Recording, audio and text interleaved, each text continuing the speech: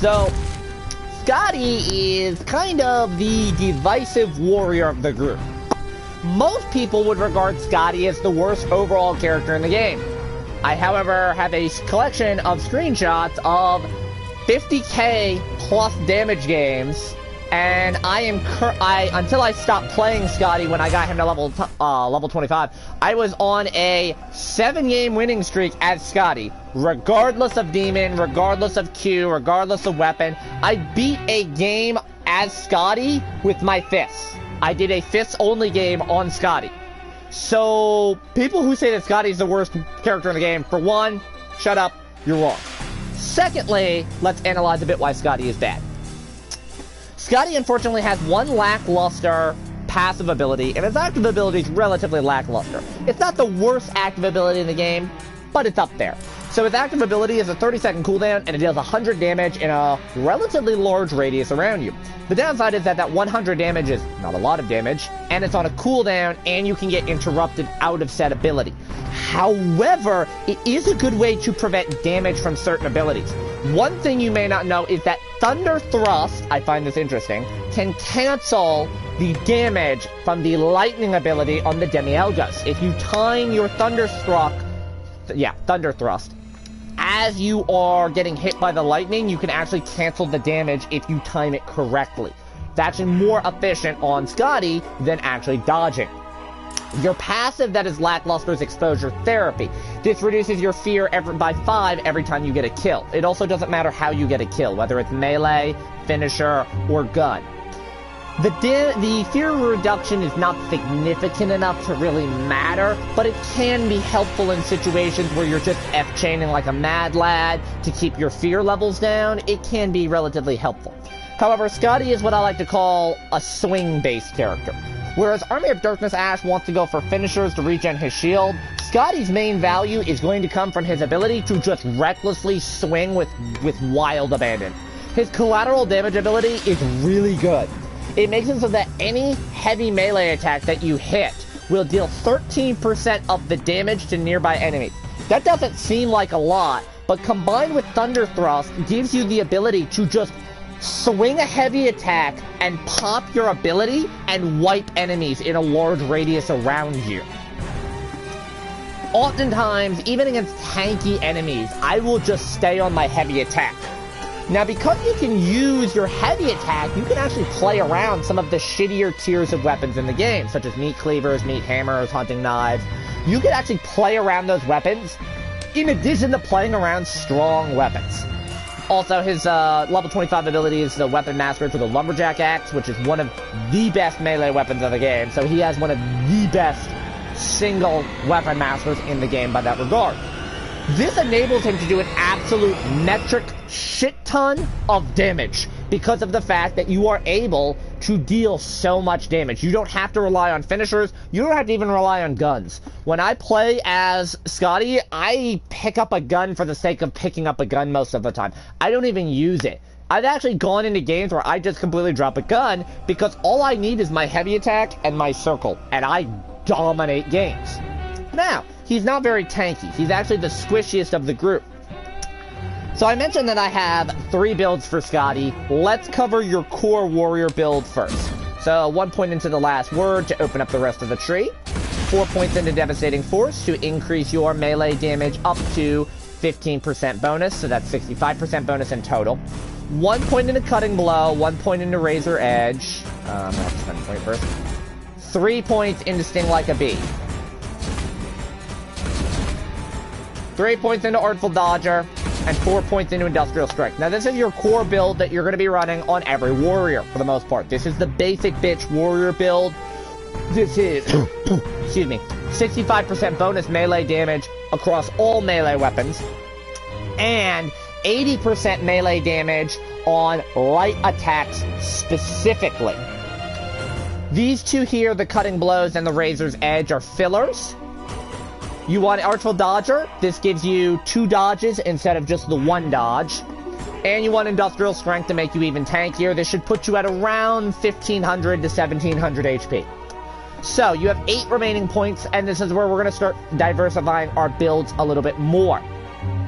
The first build that I recommend is specifically a dismemberment-based build around the Lumberjack Axe. This is specifically if you are intending on going for full Lumberjack Axe.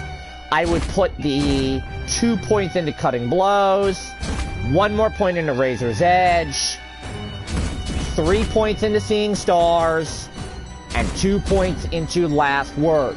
This is based around specifically Lumberjack Axe. And you notice how all of your points are being spent in a very few amount of categories. This relies on you finding that Lumberjacks early on in the game and essentially being able to just cleave off the limbs of whatever you want. It's a bonus 30% dismemberment, and then you get another 30% from Razor's Edge, and you're combining this with the 20% from the mastery itself. So you have 80% bonus on dismemberment. And if you're going for light attacks specifically, you're doing double Lumberjack Axe damage on light attacks. So regardless of the rarity, you're in good shape. Plus, you're getting a bonus 50% on Seeing Stars, basically, because it's 25% from Seeing Stars and 20% from the ability. The Last Word is a good ability to run strictly for the purpose of dealing damage to targets that you're not hitting with Balance Bar. So if you're not going for finishers on this build, the Last Word is very helpful, like for boss encounters or for possessed basic units. Now, removing these points, now another build you could alternatively go into is what I would consider to be more of a tanky style build, similar to Warrior Ash. I would prefer Tougher Than Hell, Second Wind, Stunning Strike, One-Hand Weapon Master, Max Out Two-Hand Weapon Master. This is going to be giving you bonus melee damage on two-handed light attacks. Now, I still have 1 point left over. You can kind of yeet that into whatever the hell you want here. Personally, I would be putting that point into the Last Word to make that stronger. What you're going to be focusing on for a build like this is you are going to be focusing on picking up specific two-handed weapons. Lumberjack Axe, number 1. Sword, number 2. Shovel, number 3. Sledge, number 4. Nailed bat, number 5. You want those weapons, and you're just going to go in and swing. Now, you notice how I'm still building around the light attacks more. The main reason is heavy attacks are very slow for this type of a build. So, the two-handed melee damage more than makes up for the fact that you're not going to be using heavies as much. You also are kind of wasting these 4 points right here. These 4 points are absolute trash. Wasted points in this build just to get access to this ability. This is the reason why I don't necessarily like that build. The last build I'm going to show you is the build I'm actually running right now. This is the build I'm personally running and I prefer. So I have 1 point into Seeing Star, 1 point into Blunt Force Trauma as fillers, 3 points into Heavy Hitter. My remaining points, I have 2 points into the Last Word. You have 1 point here, you can do whatever you please. Personally, I have it in either Seeing Stars, Blunt Force Trauma, Razor's Edge, or Cutting Blows. In my opinion, I'm going to go for Razor's Edge here. Now, why am I running this build? This build is giving you a 15% bonus to whatever weapon you are attacking with. Think of this like an Arthur aura, like half of an Arthur aura. So I'm getting 50% melee for being a warrior. I'm getting a bonus 15 on Devastating Force, so that's 65%. Now I'm going up to 80%. So I'm dealing 80% bonus melee damage no matter what.